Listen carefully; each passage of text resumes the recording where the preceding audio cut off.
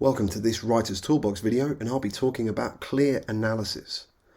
So I'm wondering, have you ever had this happen to you?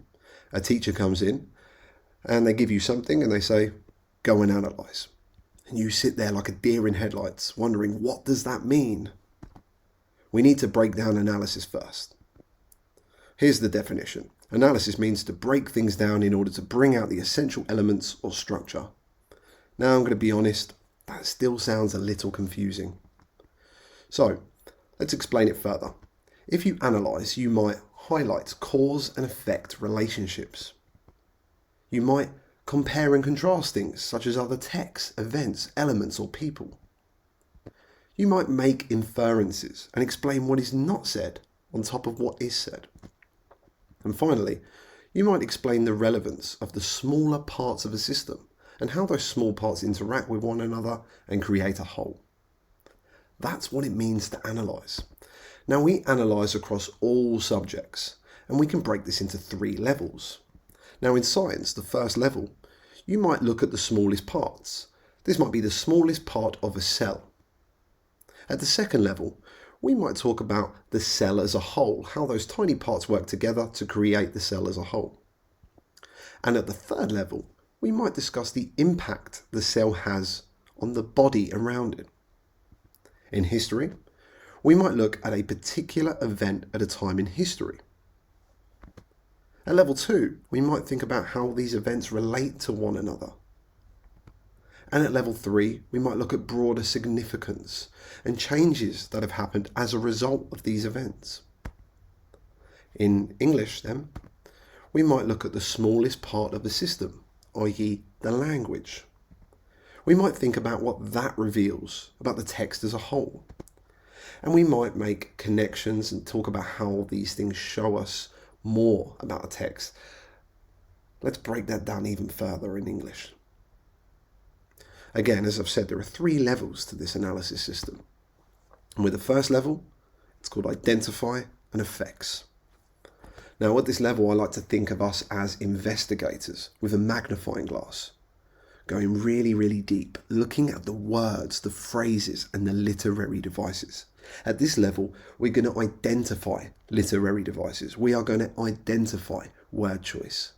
And then we're going to talk about the effects that those devices or that word choice has on the reader. We might use phrases such as this is saying, this means, and through the use of a simile, metaphor, personification, anaphora, or whatever, the reader thinks or feels X, Y, and Z. At level 2, I like to think of us as putting on our reading glasses. We're no longer investigators with a magnifying glass. We have our glasses on and we see the text as a whole. And at this level, we think about what we found in level 1 and then what it shows us about the whole text. We take the effects that devices and language has on us, the reader, and we then apply those to the whole character, the whole setting, the whole plot, or the whole tone. We can use phrases such as this reveals, this highlights, this signifies, this indicates, and this reflects. It's good not to use this shows every time. At level 3 then, we've been the investigator with the magnifying glass. We've then put on our reading glasses and seen the text as a whole. At level 3, we get on the top of a mountain, we use our binoculars, and we explore the world around us. We think about what we found in level 1 and 2 and what it tells us about the world. We can consider themes. What themes has the author developed? And what is the writer trying to say about them? We can think about the world and historical and modern day connections that come to mind from the text. We can also consider other pieces of literature and other texts. How do they connect with one another? And finally, we think about the author. What connections can be made between the text and what we know about the author and their life? At this stage, we can use phrases such as suggests, demonstrates, indicates, alludes to, and is important because. Now let's see an example of this. I'm going to talk about William Golding's Lord of the Flies. Now, very quickly, some context. Lord of the Flies is a book about a group of British schoolchildren. The protagonist is Ralph, he's kind of a good guy, and Jack is the antagonist, he's a much more violent boy.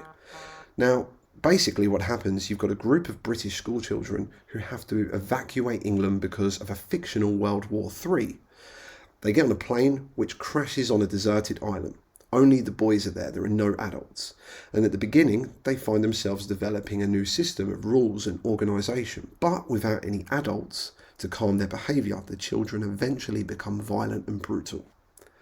The author, William Golding, was a Navy officer who fought in World War II, and he saw the horrors and violence of war and mankind. This obviously affected his writing. He was also a teacher, so saw students bully one another, and even admitted to being a bully himself when he was at school. That's the text and that's the context. Now, let's say I have this claim and evidence. So from the beginning of Lord of the Flies, Golding depicts the island not as a paradise, but as deadly through imagery and foreshadowing. And scattered among the beach are skull-like coconuts and decaying palm trees, which could not grow to any height, and when they reached perhaps 20 feet, they fell and dried. Now, level 1, identify and effects. What can I see there? Well, skull-like coconuts is a simile, and decaying palm trees is imagery, as is these trees not growing to any height and then falling when they reach 20 feet, and then falling and drying. So I've got a simile and imagery. What does it make me think? Well, skull-like, decaying, these things make me think of death. I also think that it could be a form of foreshadowing, which is another literary device, as the characters are also young children on an island.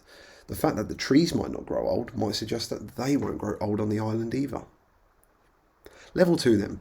Think about what I've said in level 1. Skull-like, decaying, that death imagery that makes me think of death, and the foreshadowing, the trees not growing old. What might that tell me about the whole setting, the whole plot, the whole tone, or the whole characters? Well, it definitely signifies that the kids might die on the island, but it reveals the island to be a place of death and not an island paradise. The overall tone towards the island is a morbid one. Now, level 3. Does this develop a theme? Can I make connections to the author's life, historical events, or other texts? Well, it is important. At the time the book was written, adventure books were very popular. Boys getting shipwrecked on islands, popular genre.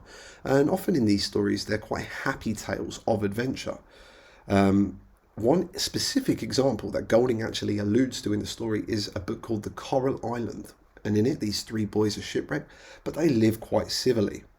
However, Golding kind of subverts this genre by showing the island not to be a paradise, not to be a place of adventure, but actually to be a place of death.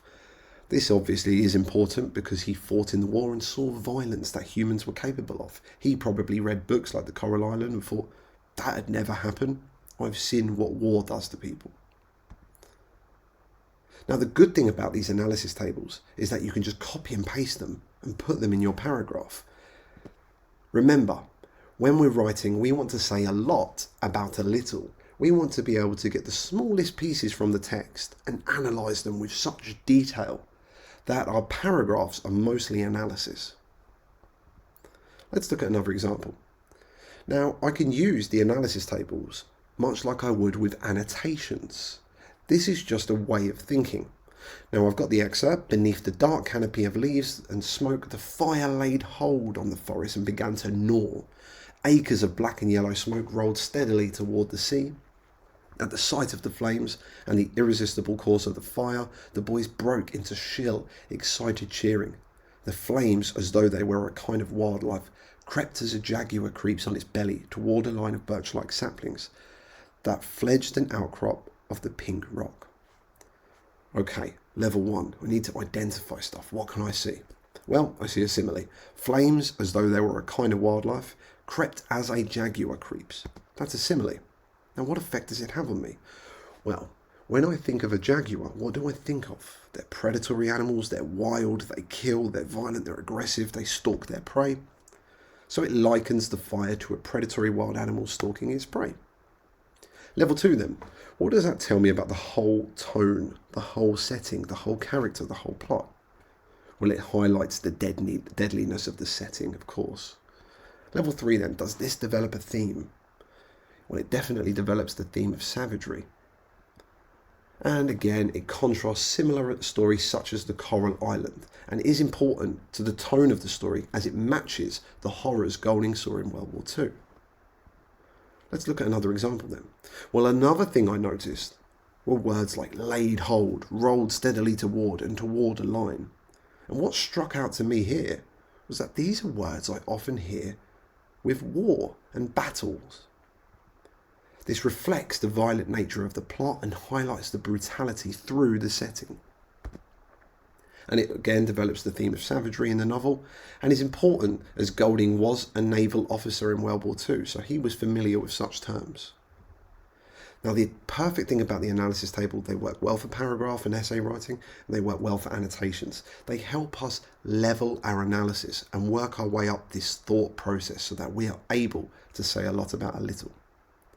Remember, analyze means to talk about cause and effect, compare and contrast, make inferences, and do a systems analysis where we talk about the smallest parts and how they interact with one another. We need to say a lot about a little, and to do that, we start with level 1, where we identify language, we identify word choice and devices, and talk about their effects. Level 2, we take what we've said in level 1 and consider the whole text. And level 3, we make connections. What themes are developed? What connections to the world, historical and modern day events can I think of? What other texts and pieces of literature can I compare it to? And what connections can I make to the author's life? That is clear analysis.